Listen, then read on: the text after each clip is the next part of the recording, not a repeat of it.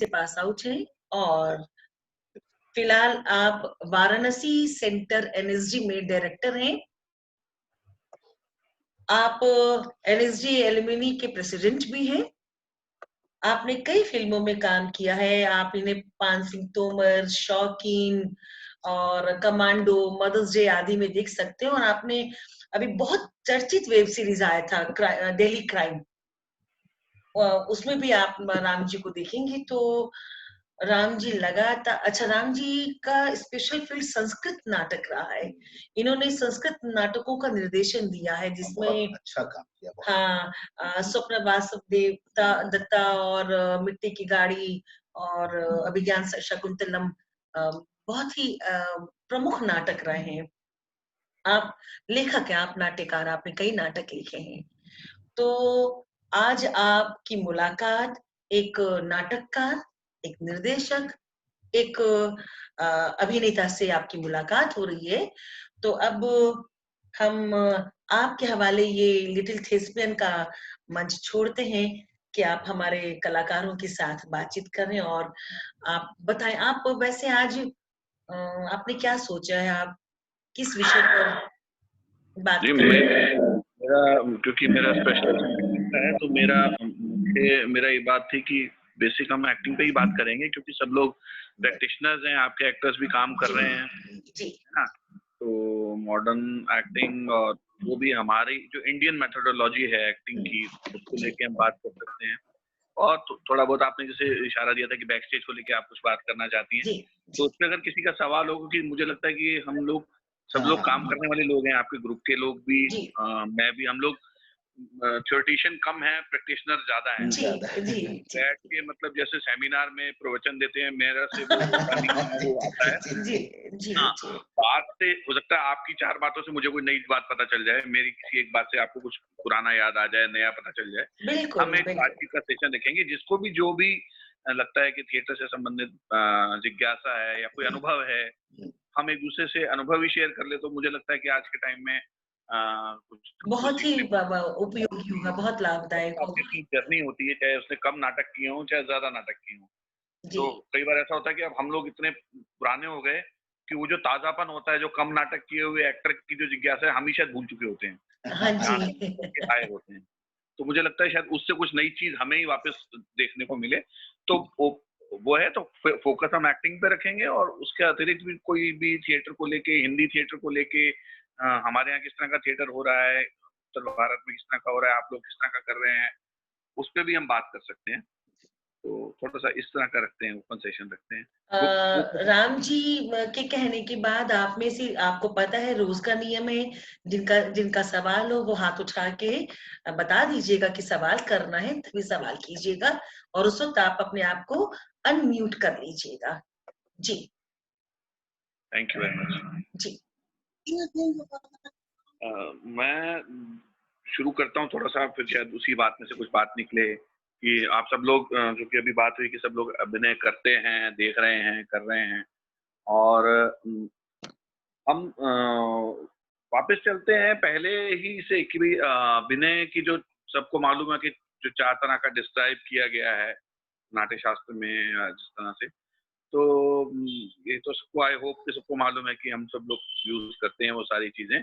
और नाट्य शास्त्र को लेके एक बहुत भय का जो एक मतलब बना दिया गया स्कॉलर्स के जरिए, उससे निकलने की जरूरत है। जितना मेरा अभी तक, मैं सीख ही रहा हूँ, मैं कोई नाट्य शास्त्र की अथॉरिटी नहीं हूँ, लेकिन जितना काम करते करते, संस्कृत थिएटर करते करते थोड़ा बहुत जाना है, तो नाट्य शास्त्र बहुत प्रैक्टिस के बाद दिखा गया। आप सब जानते हैं कि कोई भी ग्रामर पहले नहीं आती, पहले भाषा आती है, तो बहुत प्रैक्टिस में रहा होगा थिएटर बहुत हजारों साल।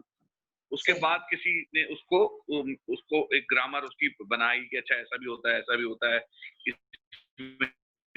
ये एलिमेंट्स हैं, तो उन्होंने उसको डिस्क्राइब किया और पेन डाउन किया, लिखा उसको। तो 4 तरह का जो अभिनय की बात है, आंगिक, वाचिक, सात्विक और आहार है। तो टाइम में सुबह हम सब एक्सरसाइज करते हैं, चाहे कितने भी इंस्टीट्यूशंस हैं, या 15 मिनट का वार्म अप ही कर लेते हैं जब हम रिहर्सल में जाते हैं। जैसे हमारे एनएसडी दिल्ली में भी है और कहीं भी वर्कशॉप्स भी होती हैं थिएटर की, तो ये रहता है कि सुबह एक बॉडी मूवमेंट का सेशन हो या ओपन अप करने का सेशन हो, वो एक अभ्यास के तौर पे हमारे यहाँ पहले से है। वेस्ट में बाद में जैसे गुडवस्ती का थिएटर है या और अदर इस तरह के जो फिजिकल थिएटर हैं, जो बादल सरकार का भी थिएटर था आपके यहाँ कहना चाहिए। तो अलग से मुझे लगता है कि जितना नाट्य शास्त्र का दायरा है, उसमें पूरी दुनिया का थिएटर वहीं से निकला है। किसी ने उसकी एक धारा को पकड़ के उस पे ज़्यादा काम किया, तो उसका एक अलग तरीके का थिएटर हो गया। और इसके बाहर कुछ भी नहीं है। इतना साइंटिफिक ये हमारा जो इंडियन मतलब एक्टिंग मेथड है, वो डिस्क्राइब किया हुआ है कि हम आज तक भी टिल डेट हम उसको पूरा एक्सप्लोर नहीं कर पाए हैं। बस इतना हम हर बात में जाते हैं क्योंकि क्योंकि वो लैंग्वेज संस्कृत हो गई और फिर जिन्होंने ट्रांसलेट किया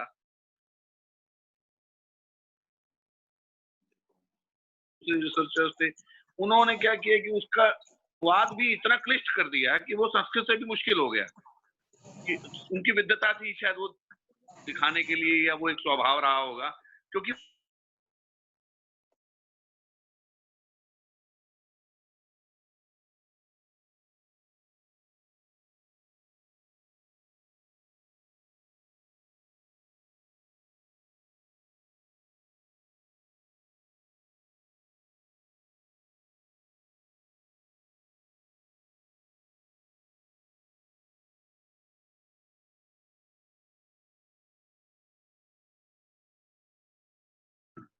माइक्रो लेवल तक ले जाता है इमोशंस को, थॉट्स को, जो कि अतिरंजित हो ही नहीं सकता। मतलब वो इसका मतलब इसका एक इशारा हमारे अलग-अलग तरह के जो स्टेज का डिस्क्रिप्शन मिलता है नाट्य शास्त्र में, उसके ऊपर भी है। मतलब वहाँ ऐसा भी स्टेज है जहाँ 50 लोग बैठ के देखें, तो इट मीन्स कि इंटीमेट थिएटर भी हो रहा है, उसका डिस्क्रिप्शन है। तो ये भी एक गलत धारणा है कि जो रियलिज्म को लेके रियलिस्टिक अप्रोच को लेके अगर हम बात करते हैं कि रियलिस्टिक अप्रोच वेस्टर्न है और हम इंडियन जो है हम थोड़ा सा ज्यादा हाथ चला के बात करते हैं या हम थोड़ा लाउड एक्टर होते हैं, ये बिल्कुल गलत धारणा है क्योंकि हर समाज का रियलिज्म उसके हिसाब से होगा। हुआ क्या कि हमारे यहाँ रियलिस्टिक थिएटर शुरू हुआ जब एनएसडी के माध्यम से भी ज्यादा हुआ, जब वेस्टर्न स्क्रिप्ट्स को यहाँ ट्रांसलेट करके करने लगे, चाहे रशियन स्क्रिप्ट्स थी, चेखोव के काम हम यहाँ करने लगे, तो वहाँ पे वहाँ का जो एनवायरनमेंट था वो ठंडा एनवायरनमेंट था। तो वहाँ का जो जो उसकी ज्योग्राफी थी, जो उसका वेदर था, वो कोट में जेब में हाथ डाल के डायलॉग बोलते रहो, क्योंकि वहाँ ठंड थी भाई, वो नहीं हाथ निकालते थे, वो कंधों से ज़्यादा एक्टिंग करते हैं, गर्दन से ज़्यादा एक्टिंग करते हैं, है ना? आप कश्मीरी आदमी को देख लो, वो हाथ पैर कम चलाता है, क्योंकि वो फिरन के अंदर रहता है। उसकी गर्दनें लंबी होती हैं, आप नोटिस कीजिए, वो ऐसे ही चला के वो दूर से ही, क्योंकि उसको वो बाहर हाथ निकालेगा तो ठंड लगेगी, तो उसका रियलिज्म वैसा होगा। और गाँव हमारा जो गंगा जमुनी ज़मीन है, वो खुली ज़मीन है ना? मैदान है, दूर खेत में किसान काम करता है, वो दूर से आवाज़ लगाएगा। तो उसका उसका आवाज़ लगाने का, उसका इशारा करना, क्योंकि गर्मी भी गर्म प्रदेश है, हाथ-वाथ हिलाएगा थोड़ी गर्मी लगेगी हवा लगेगी बॉडी को। तो इसीलिए वो हाथ ज़्यादा चला के, देहाती आदमी हाथ ज़्यादा चला के बात करता है। और जो शहरी आदमी है वो सोफिस्टिकेशन के चक्कर में कम जेस्चर पोस्चर करता है। तो हमने मान लिया कि जो ज़्यादा हाथ-पैर चलाता है, जो ज़्यादा उस तरह की बात करता है, वो रियलिस्टिक नहीं है। ये बिल्कुल एक नंबर की गलत धारणा है, हम सबके अंदर जो आई है, जाने-अनजाने। क्योंकि रियलिज्म साउथ वाले का रियलिज्म अलग है, केरल वाले का रियलिज्म अलग है, कश्मीरी का रियलिज्म अलग है, बंगाल वाले का अलग है, पंजाब वाले का अलग है। वो हम सबके डांसेस में भी दिखता है। आप नॉर्थ ईस्ट में देख लीजिए या पहाड़ी लोगों का डांस देख लीजिए।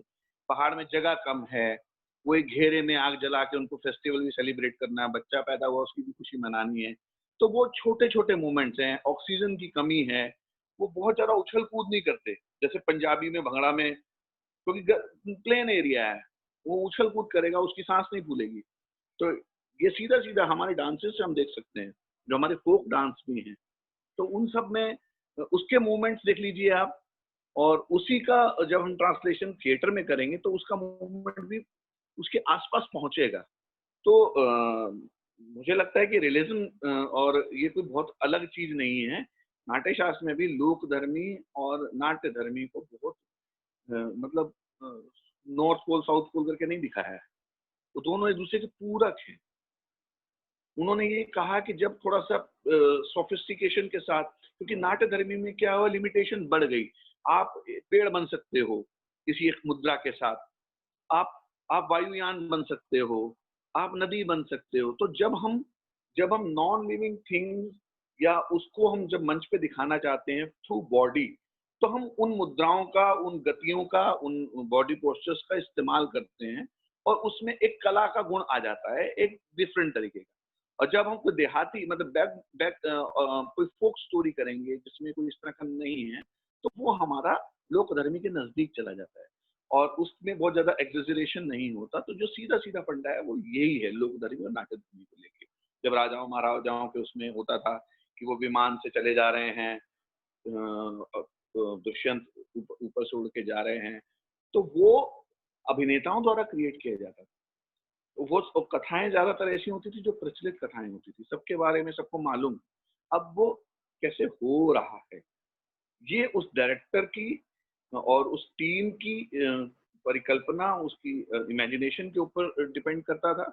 और जब उसको डिस्क्राइब करने के लिए वो कोई डांस पोस्ट हो या कोई तालबद्ध वॉकिंग मूवमेंट हो, गतियां हो, अलग अलग तरीके से एंट्री लेना, है ना, चाहे यवनिका का इस्तेमाल है, जो जिन जिन हम एलिमेंट्स की बात करते हैं तो संस्कृत थिएटर में, तब इन युक्तियों का इस्तेमाल होने लगा उन चीजों को और अच्छे से दर्शकों तक संप्रेषित करने के लिए। बाकी जो आहार है उसके बारे में आप सब जानते हैं, वो कॉस्ट्यूम का और जो परिवेश है वो आहार का एक हिस्सा होता है। और सबसे इम्पोर्टेंट चीज जो किसी भी एक्टर के लिए होती है वो सात्विकता। जो अगर सात्विक नहीं है, उसके ऊपर उसकी कमांड नहीं है एक्टर की, तो वो कितना मर्जी उसको अच्छा मेकअप कर लो, कितना अच्छा सेट लगा लो, सबसे बढ़िया कॉस्ट्यूम उसको दे दो, वो चुरा के अच्छी वाली धोती पहन ले उस दिन, है ना। वो हीरो की धोती प्रेस करके रखी है और वो क्राउड वाला आदमी चुरा के लेता है क्योंकि सारी सफेद सफेद है, वो बहाना मारते हैं, अरे मैंने गलती से पहन ली। उससे कुछ नहीं होने वाला है अगर वो अच्छा अभिनय नहीं करेगा। वो अच्छा अभिनय का मतलब है सात्विकता। और वो हम देखते हैं कि हमें किसी एक्टर को, हम सीधा फिल्म से उदाहरण लेते हैं डायरेक्टली, कई ऐसे एक्टर्स हैं जिनको हम 10 मिनट से ज्यादा बर्दाश्त ही नहीं कर सकते। उसके भी मसल्स हैं, उसकी भी बॉडी है बढ़िया, खूबसूरत भी है, चश्मा भी अच्छा लगाया हुआ है, बाल भी अच्छे हैं, खोपड़ी, फिर भी हम उसको झेल नहीं पाते। और कोई एक एक्टर है जो बिल्कुल सिंपलिसिटी के साथ आके बात कर, चाहे बहुत कई उदाहरण हैं आजकल, जैसे मैं अक्सर देता हूँ, जैसे मतलब अब सुनील शेट्टी कितना खूबसूरत आदमी है, लेकिन नहीं झेल पाते भाई, है ना। उसी में आप देखो कि नवाजुद्दीन, मतलब ऐसा लगता है कि मतलब कहीं ठेला चलाता होगा, लेकिन उसको देखना अच्छा लगता है क्योंकि उसकी सात्विकता पे पकड़ है। या इरफान खान है, थे हमारे, है ना, या रघुवीर यादव है, या पंकज कपूर है, या आज पंकज त्रिपाठी है। ये हम जस्ट नाम ले रहे हैं इसलिए कि हमें जल्दी, क्योंकि हम रिलेट करते हैं इसलिए, मतलब और भी बहुत सारे अच्छे एक्टर्स हैं। तो ये सीधा सीधा फंडा सात्विकता का है। और अभिनय को जितना कॉम्प्लिकेटेड करके किताबों में लिखा गया है, जितना उतना वो है नहीं भाई। बहुत बहुत उसका मार्ग, जैसे कहते हैं ना, भक्ति का मार्ग का कोई गणित नहीं है। किसी को 2 मिनट राम राम जपने में उसका कनेक्शन हो जाता है, नहीं तो सारा दिन बैठ के पोथी पढ़ते रहो, कुछ नहीं आता, है ना। Just like that. अभिनय बहुत सरल चीज है। आप जितने सरल होके उसको आप अपने में आत्मसात करेंगे, उतने अच्छे से संप्रेषित होगा, रस की उत्पत्ति होगी, दर्शकों को अच्छा लगेगा। मैं इससे ज्यादा भाषण नहीं दे सकता। आप हम लोग लगता है कि मैंने कुछ ऐसी गलतियां भी की होंगी ये बोलते वक्त, ताकि आपको कुछ क्यों मिले जिससे आप उसको पकड़े और हम आगे बातचीत कर पाए और आप हम लोग अपना अनुभव शेयर कर सकते हैं। और एक बात और मैं कहना चाहूंगा कि कोई भी फाइनल एक्टर नहीं होता जीवन में, किसी भी किताब में लिखा हुआ। हर एक्टर की अपनी एक जर्नी होती है, अपना एक मेथड होता है। कुछ एक्टर उसको लिख पाते हैं, कुछ उसको नहीं लिख पाते। कुछ एक्टर्स को वो थ्योरी पता होती है, कुछ को नहीं पता है, कुछ जाने अनजाने में चलता है। तो जिसको पता होता है वो स्टैनिस्लॉवस्की बन जाता है, वो लिख लेता है कि मेथड एक्टिंग ऐसी होती है ना। अदरवाइज बहुत सारे एक्टर हैं और हर एक्टर की अपनी थ्योरी, जब वो विंग में खड़ा होता है एंट्री लेने से पहले, उसकी वो थ्योरी ऑन हो जाती है और वो जब एंटर करके पहला डायलॉग बोलता है फिर वो उसी पे चलता है। हाँ, वो डिस्क्राइब नहीं कर सकता, किसी सेमिनार में कई ऐसे एक्टर होंगे, लेकिन वो बहुत अच्छा अभिनय करते हैं। तो ये बिल्कुल ऐसा है। अब हम मतलब मुझे लगता है कि मैंने बहुत बात कर ली, अब हाँ, जो ये राम जी बाली साहब की एक बात से मैं बिल्कुल एग्री करता हूँ कि आप देखेंगे इंडियन थिएटर में खास तौर पे कि जो एक्टर डायरेक्टर होता है उसका ज्यादा जो उसकी एनर्जी होती है वो प्रैक्टिस पे ज्यादा जाती है, और वो प्रैक्टिकल अनुभव मार्वेलस बहुत, मतलब उसमें आप ये नहीं कर सकते। लेकिन जो सेमिनार में पेपर पढ़ने वाले जो एकेडमिशियन होते हैं वो जी बहुत जी बोलते हैं और खूब बोलते हैं। लेकिन वैसे लोगों को भी मैंने देखा है जिन्होंने थिएटर को बहुत पढ़ा है, लेकिन जब वो फ्लोर पे आते हैं तो बिल्कुल फेलियर हो जाते हैं। तो जी ये जी बात सही है कि थिएटर का ताल्लुक हर लिहाज से फ्लोर पे आपके प्रैक्टिस के साथ ही है। जी और एक बात आपकी और भी बहुत अच्छी लगी कि संस्कृत नाटकों को पंडितों ने जटिल बना दिया है। पंडितों यानी स्कॉलर्स की बिल्कुल बात कर रहे हैं, बिल्कुल। जबकि जटिल नहीं है। और इंडियन मेथड ऑफ एक्टिंग जो है वो बहुत आसान है। अब आज हम डिवाइस थिएटर की बात करते हैं जो वेस्टर्न से हम लेकर आए हैं, लेकिन डिवाइस थिएटर का अगर हम रूट खोजने जाएंगे तो हमारे नौटंकी शैली से लेकर संस्कृत नाटकों में और आपके वो कथकली का जो जी जी फॉर्म है सब जगह हमें मिलता है। तो ये चीजें बिल्कुल हैं जिसको हमारे समझने की जरूरत है। एक्टर्स बिल्कुल। आप लोग कुछ सवाल करें एक तो। ही करके मैं ही नाम लेती हूँ हाँ, सवाल ठीक करने है। के लिए। सबसे पहले मुझे अभी सागर नजर आ रहा था। सागर, राम जी ने काफी अच्छी अच्छी बातें बताई। अनम्यूट। अनम्यूट। हाँ, सागर। नमस्कार सर, मैं सागर सेनगुप्ता। हेलो। हाँ हाँ हाँ, सागर, आवाज आवाज आ आ रही रही है। है। हाँ सागर जी। हाँ मेरा सागर जी पूछिए। मेरा ये प्रश्न अभी जागा, जैसे थोड़ा यार लाउड रखना क्योंकि मेरे को ना डायरेक्ट में सुन रहा हूँ, मेरा ना हेडफोन काम नहीं ओके, कर रहा। हाँ थोड़ा लाउड अभी रखो। हेलो, ये ठीक है ये? हाँ, यहाँ पर है। लाउड। अभी बढ़िया। अभी जी जी थैंक यू। जैसे कि आपने कहा, हम्म मतलब मेरा ये प्रश्न है कि जैसे 4th या 5th सेंचुरी में वो संस्कृत नाटक आया, फिर मतलब पारसी और फिर बंगाल का, फिर नौटंकी, महाराष्ट्र, ये फॉर्मेट चेंज होता गया डेकेड, मतलब हर 20-40 साल के अंदर एक्टिंग का स्टाइल, जो पैटर्न, जो ये सब चेंज होता गया। और हम्म, मेरा बेसिकली सवाल ये है कि जैसे अभी कोरोना में हम 4 महीने से घर में हैं, जी तो इसमें भी क्या कोई चेंजेस आ सकता है, मतलब थिंकिंग में, ये एक्टिंग के जरिए? हाँ तो ये सागर जी ये ऐसा। हेलो। जी सर, जी सर। हाँ मैं ये बोल रहा हूँ कि देखिए मुझे ऐसा लगता है कि एक्टिंग तो डे बाय डे चेंज होगी, बिकॉज रोज हमारा समाज बदल रहा है। जी सर। नित्य नित्य समाज बदल, जैसे डायरेक्टर बोलता है, आपको बोलता है यार आज का शो और कल के शो में फर्क होगा क्योंकि आज 24 घंटे आपका अनुभव और जुड़ गया है जी ना। जी उस जी 24 घंटे में समाज में कोई बड़ी घटना भी हो सकती है, उसका भी असर डायरेक्टली इनडायरेक्टली पड़ता है, लेकिन वो ऐसा दिखता नहीं कि मैं इधर इंडिया में एक्टिंग कर रहा हूँ और अमेरिका में कहीं कुछ कोई 4 बिल्डिंग गिर गई है तो मेरे पे उसका कोई वहां 5000 लोग मर गया है तो अचानक इफेक्ट दिखेगा। वो सब कॉन्शियस माइंड में होता है। वो आपके जी किसी एक साइकोलॉजिकल जेस्चर की जो बात करते हैं मॉडर्न थिएटर में, वो कहीं उसमें दिख जाएगा शायद, और शायद उस दिन ना भी दिखे जिस दिन आप एक्टिंग कर रहे हैं, शो कर रहे हैं, है ना।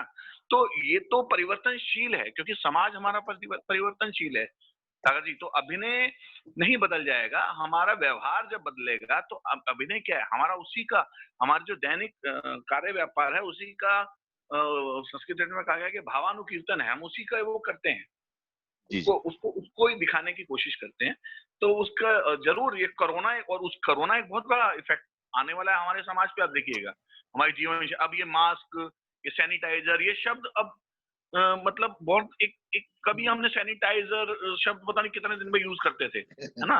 ये क्वारंटीन शब्द सुनते नहीं थे। वो मैंने नॉवल पढ़ा था बहुत साल पहले, तो जो इधर बर्मा में प्लेग हुआ था, तो शरद चंद्र का एक नॉवल है शरद चंद्र की लाइफ पे, आवारा मसीहा, उसमें क्वारंटीन शब्द है। तो वहां वो प्लेग फैला था, वो क्वारंटीन करते थे, है ना। जी आज जी मतलब ये अब ये हमारे हिस्सा बनेगा तो समाज में तो जब जैसे जो बदलाव होगा उसका असर कहीं ना कहीं हमारे अभिनय पड़ता है। और जहां आपने बात के उदाहरण जो दिए वो आपने शैलियों के दिए, जी कि आपने पारसी थिएटर की, वो एक पर्टिकुलर शैली है। जी जी अगर आज भी आप पारसी थिएटर करेंगे तो आप पारसी थिएटर पारसी स्टाइल में करेंगे, उसका आज से कोई उतना प्रत्यक्ष असर नहीं दिखेगा। समझ रहे हैं आप जी मेरी बात को। जी जी यहाँ जी हम नौटंकी करेंगे तो हम नौटंकी शैली में कर रहे हैं। जी। चलिए एक पर्टिकुलर हाँ। उसका एक स्ट्रक्चर बना हुआ तो हमें उसके अंदर अभिनय करना है, उसी चीजें को। अगर हम बंगाल का यात्रा करेंगे या उड़ीसा का यात्रा करेंगे तो उन एलिमेंट्स को पकड़ने की कोशिश करेंगे, आप समझ रहे हैं? तो फॉर्मेट वो वही रहेगा। उस शैली का प्रभाव ज्यादा रहेगा, ना कि आपका प्रतिदिन की जो व्यवहार है उसका। हाँ, लेकिन जब आप कुछ रियलिस्टिक करेंगे, आप आज की कहानी कहेंगे, कोई फिल्म करेंगे, कोई नाटक करेंगे, इसमें आज की कहानी होगी, तो जरूर आपके ऊपर ये कोरोना का भी असर दिखेगा, दिखना चाहिए मुझे लगता है, अगर आप संवेदनशील एक्टर हैं तो। जी जी जी। अर्पिता जी, जी अनम्यूट अनम्यूट कीजिए। हाँ जी अर्पिता जी। अर्पिता जी अनम्यूट कीजिए। Thank you sir, very much, thank you हाँ सर। जी, हाँ अर्पिता जी पूछिए। आवाज नहीं आ रही इनकी। अर्पिता जी आवाज नहीं आ रही है।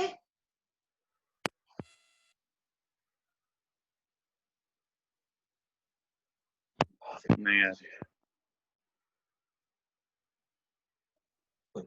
कोई बात नहीं, अर्पिता जी का साउंड की अभी हाँ हाँ आई हाँ आई अब आ गई। अच्छा, जी जी पूछिए। Good evening sir. मैं ये पूछना चाहती थी, जैसे आपने बताया कि संस्कृत नाटक या कोई भी भाषा के नाटक या कोई भी हो, लेकिन जो हमारी अपनी भाषा है जैसे हिंदी या बंगाली या दूसरे मतलब किसी भी भाषा में नाटक करने के लिए, फिल्म नहीं, फिल्म में तो डबिंग चलती है, हाँ नाटक जी। करने के लिए क्या वो मतलब उस लैंग्वेज का जानना मतलब जरूरी है या फिर हम अपना अभिनय कर सकते हैं? देखिए ये तो डायरेक्टर के ऊपर है कि वो वो कह रहा है, अगर मान लीजिए आपको मलयालम नाटक करना चाहती हैं, वो कह रहा है कि भाई आप अपनी जैसी भी आपकी हाँ, हिंदी आप उसमें बोलिए, मुझे कोई दिक्कत नहीं है। तो ये तो डिपेंड करेगा कि वो किस डिवाइस में नाटक कर रहा है डायरेक्टर। और अगर आप मलयाली थिएटर ही करना चाहती हैं और वो कह रहा है नहीं भाई मलयालम ही बोलो चाहे खराब बोलो, तो आपको मलयालम सीखनी पड़ेगी। तो उसका है ना, ठीक वो ठीक। भाषा अगर जैसे एनएसडी में लोग अलग अलग स्टेट से आते हैं बच्चे, कोई मणिपुर से आता है, कोई साउथ से आता है, अगर उसको हिंदी नाटक करना है तो खराब हिंदी बोलता है, लेकिन उसको हिंदी बोलनी पड़ेगी, क्या करें, मजबूरी है। वो तो भाषा का एक विषय अलग ही है फिर, है ना। उसका अभिनय से कोई मतलब नहीं है, उससे उसका अभिनय कमजोर नहीं हो जाता। कि जैसे कोई मणिपुरी एक्टर हिंदी गांव के यूपी के कोई मान लो गोदान में कोई रोल करे, कोई उसके बैच में हो ही रहा है हिंदी बेल्ट का नाटक, तो क्या करेगा, तो वो बोलेगा। लेकिन अगर वो अच्छे इंप्रेशन उसके साथ करेगा, उसके साथ कनेक्ट होगी, तो वो संप्रेषित होगी, क्योंकि अभिनय उसको कनेक्ट करवाता है। तो थोड़ी देर बाद क्या होता है कि जैसे हम तो ये अक्सर देखते हैं कि वो गलत हिंदी बोला है, लेकिन वो इतना बढ़िया कर रहा है, तो वो जब कम्युनिकेट होता है तो वो मतलब अब ऐसा तो नहीं कि वो मणिपुरी बोलने लगे और हमको समझ आएगा, लेकिन उसको हिंदी बोलनी पड़ेगी, लेकिन वो खराब हिंदी भी बोलेगा। अगर वो अच्छा एक्टर है तो वो सबको उसकी तारीफ होती है, वो संप्रेषित करता है, तो वो वहां पे समस्या नहीं रहती वहां, क्योंकि अभिनय मुखर होता है वहां। जी ठीक। Hina. No question ma'am. No question. Hina ji नमस्कार। चंद्राई। हाँ जी हिना जी। चंद्राई, हाँ पूछो। नमस्कार। हाँ नमस्कार सर, मैं चंद्राई मित्र। ये एक बात मैं पूछना चाहती हूँ, रियलिस्टिक एक्टिंग में क्या नॉर्मल ब्रीदिंग होना सही है क्या? रियलिस्टिक एक्टिंग मतलब तो एक्टिंग ही है, इसमें नॉर्मल ब्रीदिंग, हाँ जैसे हम लोग डे टू डे लाइफ में जैसे ब्रीदिंग ले रहे हैं, वैसे ही मंच में क्या वैसे ही ब्रीदिंग लेना सही रहेगा रियलिस्टिक एक्टिंग में? सोचिए एक एक्टर है, वो हमेशा रियलिस्टिक एक्टिंग, ही और she indulges in realistic acting हमेशा, ठीक है, लेकिन वो नॉर्मल हाँ समझ गए ना आप? हाँ जी जी जी। आपका क्या शुभ नाम बताया? चंद्राई मित्र सर। अच्छा अच्छा, मैं वो देखना चाह रहा था, चेहरा देखना चाह रहा था, ये बहुत सारे लोग हैं ना, मेरे को आता भी नहीं चलाना ज्यादा। अच्छा तो उसका नाम नहीं भी लिखा हुआ है, इसकी तस्वीर में ओप्पो लिखा हुआ है, ओप्पो 3S। मेरा अच्छा अच्छा ये अच्छा, नहीं हाँ दिख हाँ रहा है, हाँ, ठीक ठीक ठीक चेहरा ठीक, नहीं दिख रहा है क्या? हाँ चेहरा ठीक दिख रहा है, है, नाम नहीं है चंद्राई। हाँ मैं समझ गया, ओप्पो 3 लिखा है, हाँ जी। ऐसा है, देखिए नॉर्मल ब्रीदिंग की जहां तक बात है, ऐसा कुछ भी इस तरह की चीजें ये जो मैं क्या कहूँ, मतलब ये ना कई ऐसी चीजें, मतलब एक क्या कहना चाहिए, ऐसे शब्द हैं कुछ जो लोग एक्टिंग टीचिंग में यूज करते हैं, नॉर्मल ब्रीदिंग या स्पाइन स्ट्रेट, इस तरह की कई चीजें आपको जब हम कोई वर्कशॉप करते हैं तो लोग इस्तेमाल करते हैं। मुझे लगता है कि नॉर्मल ब्रीदिंग जैसे वो एक एक्सरसाइज के लेवल पे आपकी रहेगी, लेकिन जब आप अभिनय करने जाएंगी उस सिचुएशन के ऊपर डिपेंड करेगी आपकी ब्रीदिंग मैडम, है ना। अब आप कहीं से आपको कोई बाहर दंगा हो गया और आपको आके कुछ आपने इंफॉर्मेशन देनी है और यहाँ आपके कमरे में 10 बच्चे हैं अंदर फंसे हुए, तो आप रिलैक्स होके ही नॉर्मल ब्रीदिंग होती है ना, तो आपको अपनी ब्रीदिंग बढ़ानी पड़ेगी, है ना। वो किसी भी तरह की एक्टिंग हो, ऐसा कुछ नहीं है कि रियलिस्टिक एक्टिंग में ऐसा करना है। अगर मैं उसको रामलीला भी कर रहा हूँ और एक दूत भाग के आके बोलता अरे महाराज बाहर तो ये हो गया, एक हाथी पागल हो गया, तो उसको अपनी ब्रीदिंग भी उस लेवल के, उस सिचुएशन के हिसाब से करनी पड़ेगी। और अगर एक आदमी, एक सोया हुआ कोई सिपाही